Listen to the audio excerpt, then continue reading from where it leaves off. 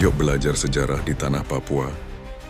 Sejarah hubungan antara pemerintah Indonesia dan Papua diwarnai oleh berbagai peristiwa kekerasan, operasi militer, dan dugaan pelanggaran hak asasi manusia, HAM, yang sering dianggap kejam oleh masyarakat adat dan aktivis kemanusiaan. Berikut adalah beberapa catatan sejarah penting terkait konflik dan kekerasan di Papua. Operasi militer awal 1960-an. Sejak penyerahan administrasi dari PBB UNTIA ke Indonesia pada 1 Mei 1963, pemerintah mulai melancarkan operasi militer untuk meredam aspirasi kemerdekaan. 1965, terjadi kekerasan brutal perdana yang menewaskan puluhan warga sipil dalam operasi militer di Manokwari. 1967, penggunaan pesawat tempur militer untuk mengebom wilayah-wilayah yang dianggap menjadi basis perlawanan. 2. Penentuan Pendapat Rakyat, PEPERA. 1999, integrasi Papua ke Indonesia melalui PEPERA sering dianggap penuh intimidasi. Para ahli menemukan indikasi bahwa rakyat Papua diancam dan hanya sebagian kecil orang pro-Indonesia yang diizinkan memilih. Pemerintah Provinsi Papua.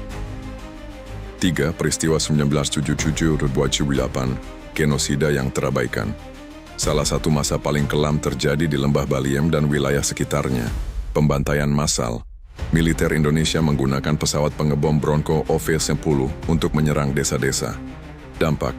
Komisi HAM Asia menyebut peristiwa ini sebagai genosida dengan perkiraan korban mencapai 10.000 orang.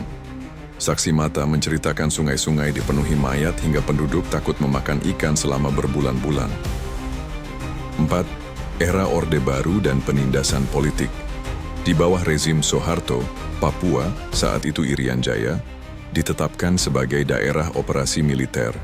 DOM, kasus Dr. Tom Wainggai, tokoh intelektual Papua yang memproklamasikan kemerdekaan secara damai pada 1988, namun dihukum berat dan meninggal dalam tahanan, yang oleh pendukungnya dianggap sebagai bentuk penindasan kejam.